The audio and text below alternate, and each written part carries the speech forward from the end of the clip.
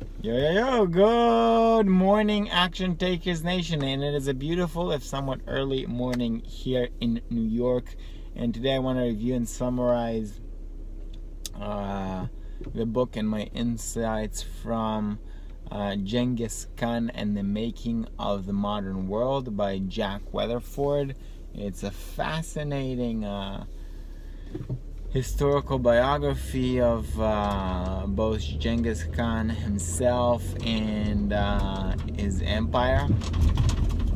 Proceeded and eventually fell apart after he passed away. And it's really interesting. I never knew all of these things. I think there's a very negative or dismissive perception of Genghis Khan in society today, like ancient Rome or Greece. But really his empire and he himself as a man was both awesome and very revolutionary in many ways, maybe in many ways before its time, preceding the Western world in about 500 years. So it's interesting to know that Genghis Khan started from nothing, literally. He was he was a child in an ostracized family on the steppe of tribal nomads.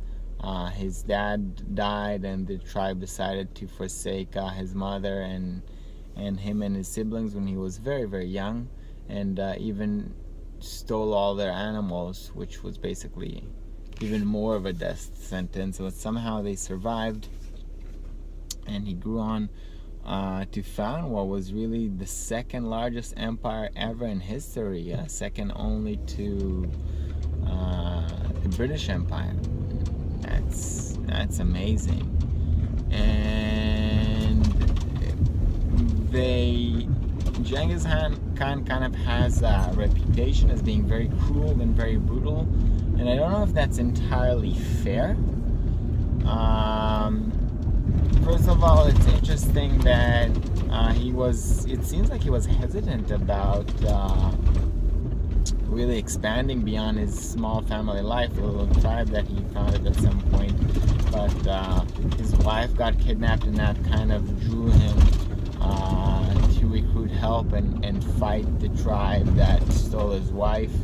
And then one thing led to another, and eventually he united all of the tribes in Mongolia. And after that, he started campaigning against the neighbors, and they were amazingly effective in warfare. They practically won almost all of the battles they ever went ahead and took. And it seems that the key thing was that they were very proficient horsemen. So they basically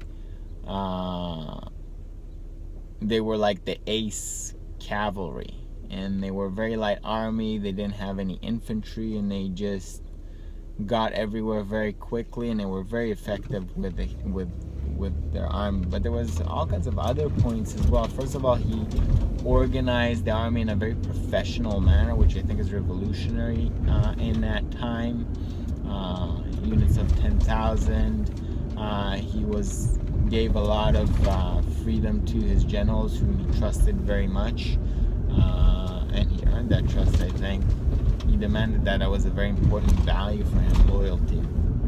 I think also an important point is that he valued the life of his soldiers very much. There was never any reckless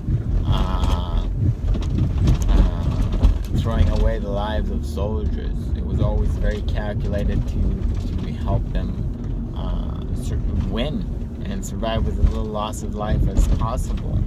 And they were very smart. They treated the whole thing like hunting. They treated enemy soldiers kind of like prey, and they find all kinds of ways to trick enemies. And another very interesting point is that they were very accepting of initially of all the military technology and knowledge that they encountered. So they kept on assimilating more and more into knowledge into their army. So they picked up weapons, and they picked up siege weapons, and they were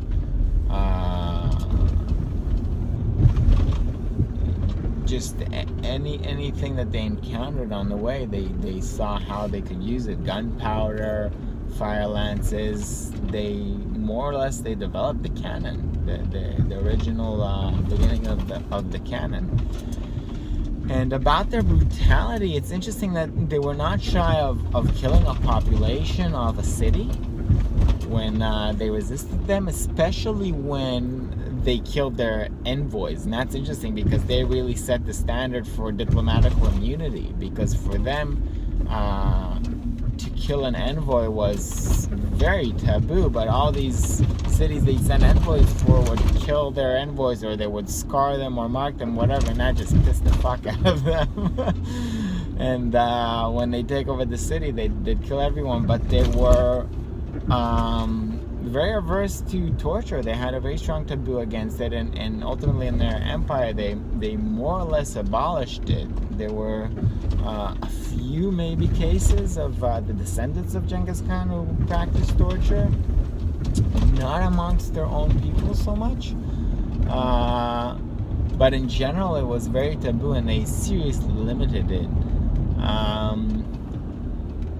It's just a fascinating story. Like, that empire laid so much of the groundwork of the modern world. The idea of an international trade. They were big on trade. Once they settled down for peace, they made roads, and they were very promoting of free trade, and they really sparked the Renaissance in Europe, because they brought all of this knowledge from the Far East to Europe, which was really stagnant at the time. They stopped at the border of Europe, more or less. They had a few scraps in Bulgaria, in Germany, and in Eastern Europe, but they basically left. So it's really a fascinating story, and I think there's a lot to be learned. They brought the world the compass, gunpowder, and it's interesting because they were essentially nomads. None of this technology that they developed themselves, but they were so open to accepting everything and everyone, and they made this big international empire, and they just transferred the knowledge from all over the place, from Eastern Asia to Central Asia to the Middle East, and at the border of their empire to Europe through trade.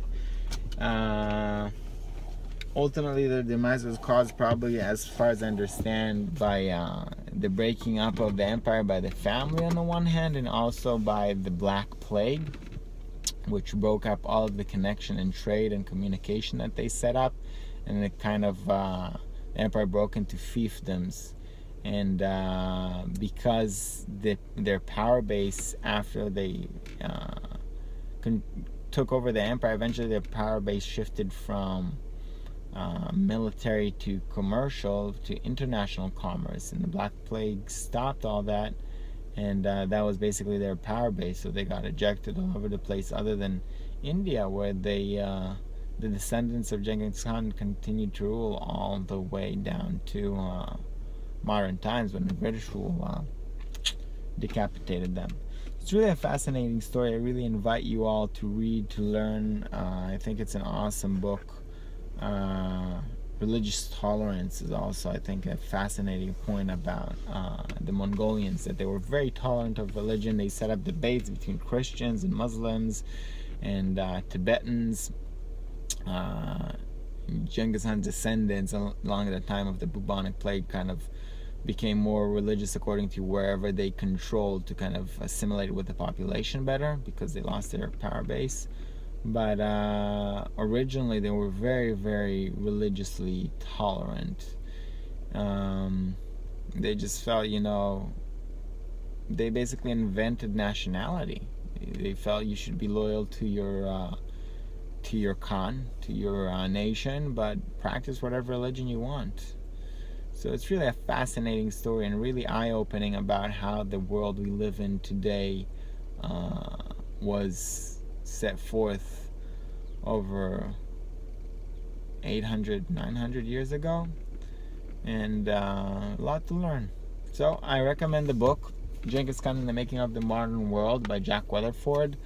If you find these videos useful, please share them. If you have any questions or comments, please post below. That's what's up, Action Takers Nation. Take right action. Keep on growing. I shall see ya.